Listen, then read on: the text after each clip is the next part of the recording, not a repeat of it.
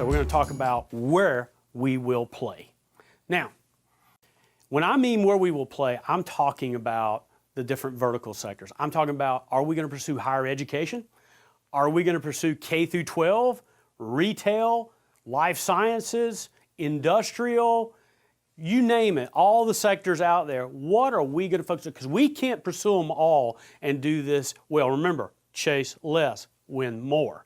So we have developed a tool called the Sector Focus Evaluation Matrix to help us determine which vertical sectors we need to focus on and which we do not, which we need to turn our backs on, because our resources, they're very valuable.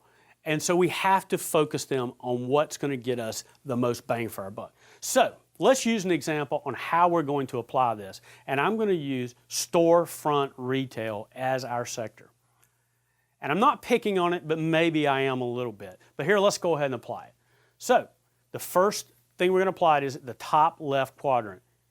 Is this work profitable? And if you look, we ask the question, 1 or 2, is it low margin, highly commoditized work, or does retail have healthy margins? Now, typically, we would all agree it's highly commoditized. So we would score it a 1 or a 2 on profitability. So we plot that. Now, let's apply it to the repeatability. Now, we know what's happening in retail right now. E-commerce is taking over retail. So storefront retail is really hurting. In fact, I've heard recently that there's 1,100 regional malls in the United States, and the prediction is there's only going to be about 400 of them that are going to be viable in the next 5 to 7 years. What does that tell us?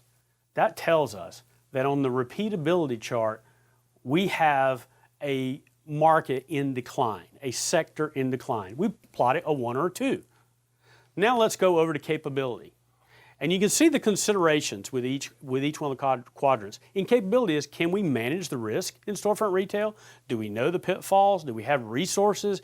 Do we have experts on the team that could do this work?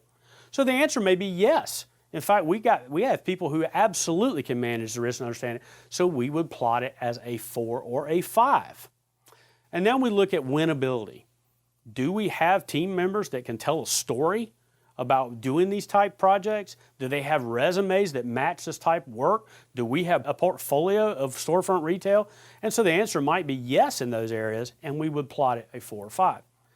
So if we actually took a pen now and plotted on the right side our 2 4s, and we went over to the left and plotted the 2 1s, what we would see is not exactly a bullseye. We're looking for bullseyes in the center.